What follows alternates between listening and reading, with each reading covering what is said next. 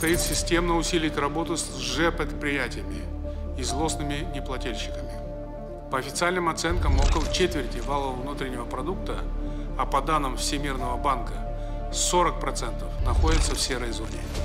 Обороты преступных групп, занимающихся обналичиванием, иными нелегальными способами получения доходов, исчисляются триллионами тенге.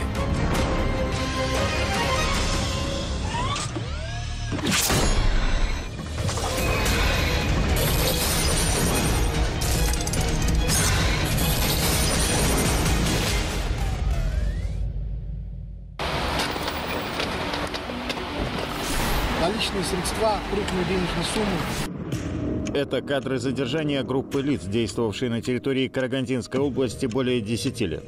В июле 2022 года Комитетом национальной безопасности передано в суд одно из самых масштабных уголовных дел в сфере экономических преступлений. Расследование длилось 3 года. В уголовном деле, насчитывающем порядка 700 томов, отражены неопровержимые доказательства причастности более 20 лиц к выписке фиктивных счет-фактур и пособничестве в уклонении от уплаты налогов в особо крупном размере. Группа дельцов, длительное время работая с таким размахом, не могла не привлечь внимание соответствующих органов. В поле зрения спецслужбы попались более 440 фирм-однодневок. Злоумышленники обналичивали деньги в сфере строительства топливо-энергетического комплекса, грузовых железнодорожных перевозок, торговых компаний по всей стране. Руководителями уже предприятий за символическое вознаграждение от 10 до 100 тысяч тенге становились студенты, бомжи и безработные, а также граждане других стран, таких как Россия и Украина. Тут возникает такой момент, что они свои грязные дела сделали, руководителя нету, а государственный орган зашел в тупик такой небольшой. Непонятно, кому вручать и как дальше администрировать, и что делать в таком случае. По данным следствия, в преступной схеме было задействовано порядка 700 человек. У фирм однодневок не было никаких активов – техники, станков, складов и персонала. В штате только номинальный директор. Зато команда обнальщиков впечатляет.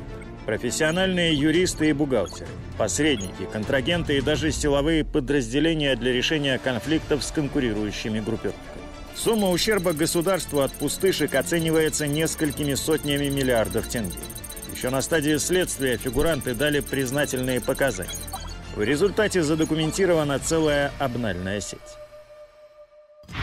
Так, смотрите, на завтра $5000. Снять хотите, да? Нет, да. Мы где-то в 3 приедем, в 3 полчетвертого. Хорошо? Все хорошо, тогда $50. все, получилось, понимаете.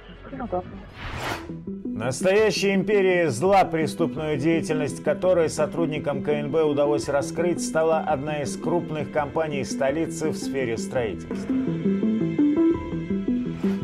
Общая сумма обналиченных средств строительной фирмы составила порядка 1 миллиарда 490 миллионов тенге бюджетных средств. В черной бухгалтерии компании велись неофициальные расходы, подтверждающие передачу ежемесячных взяток за покровительство представителям различных госорганов. У каждого госоргана в этой схеме махинации была своя такса. Деньги выдавались как откаты служащим. Размеры были разные, от 0,2% до 10%. Однако при задержании само руководство фирмы всячески скрывало данные своих покровителей у власти, отводя их от ответственности. В этом контексте можно сделать вывод, что криминальное обналичивание денег и теневую экономику породила сама государственная система. Многие преступления, будь то уклонение от уплаты налогов или легализация денежных средств, нажитых преступным путем, совершаются, чтобы в итоге получить наличные средства. След бумажных денег не так легко обнаружить, как след банковских переводов. Тут-то и начинается настоящая конспирологическая схема. Просто так со счета предприятия ты не сможешь снять. Тебе нужно как-то их обосновать. Тут приходят на помощь компании-обнальщики, которые выписывают ему счет-фактуру, он им перечисляет за это деньги. Кому-то они предоставили условно услуги эвакуатора. Там просто невероятные какие-то суммы перечисляются ему, хотя рыночная стоимость зачастую вообще не совпадает никогда. И по первичным признакам, изучая просто вот эти вот взаиморасчеты, уже можно понять, что это фиктивный счет фактура. Эти деньги снимаются и благополучно отводятся. Основное звено всякой обналички – перевод юридическим лицом денежных средств на фирму-однодневку. Таким образом, деньги под видом издержек выводят из налогооблагаемой базы. И кэш по цепочке проходит еще 2-3 звена. Полученные деньги номинальные директора за небольшое вознаграждение снимают с кассы, карт и депозитов. Финальный этап – инкассация. Преступники даже имели собственный бронированный автомобиль для доставки криминально обналиченных денег.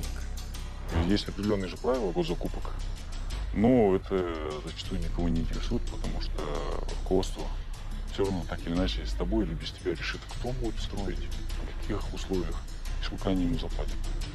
В таком случае налогоплательщик, строитель, желая все-таки построить дом, как-то вот получить доход, сам того не желая, может быть, изначально становится заложником в какой-то мере данных обстоятельств и вынужден, грубо говоря, в начале пути своего, да, заключить сделку с совестью и пойти на такие условия.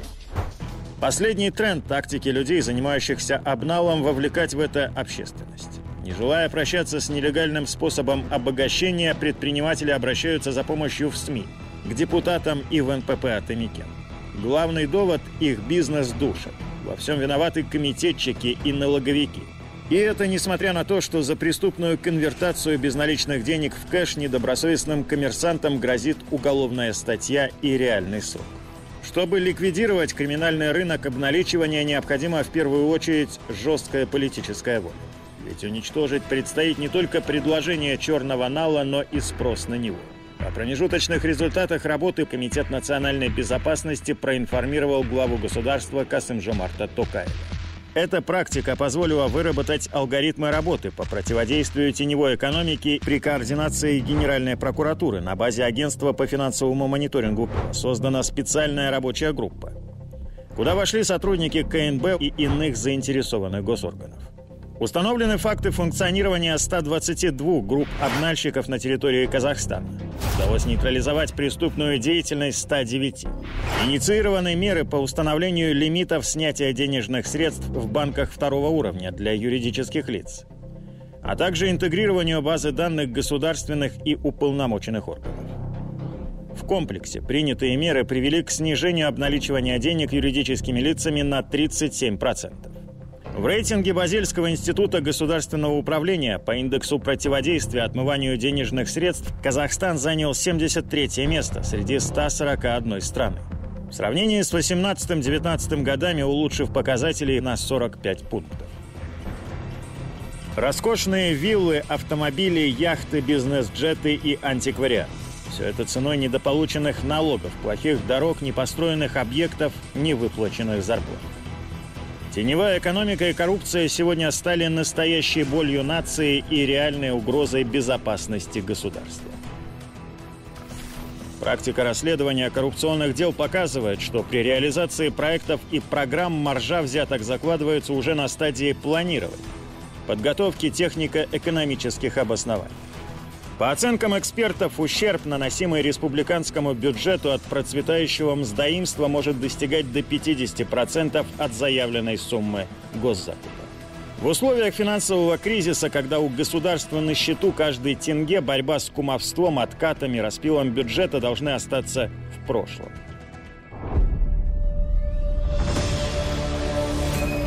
В период обострения геополитической ситуации, санкционного противоборства мировых держав возникает острая необходимость обеспечения стабильного функционирования государственной системы. Необходимость срочных мер в социально-экономической сфере страны продемонстрировали нам и трагические события января, когда маргинальная молодежь и безработные казахстанцы стали марионетками в руках радикальных групп. Пришло время консолидации сил с привлечением всех заинтересованных государственных и правоохранительных органов. Экономике пора выйти из тени. Снижение угроз, стоящих перед страной, это трудная, кропотливая, долгосрочная задача. И главным в этой борьбе будет профилактика коррупции и полная перезагрузка сознания граждан. Нулевая терпимость к любым коррупционным проявлениям. Начать противостояние мздоимству нужно прозрачно и открыто, в информационном поле. И выбор каждого тут очевиден. Принять вызов нужно сообща.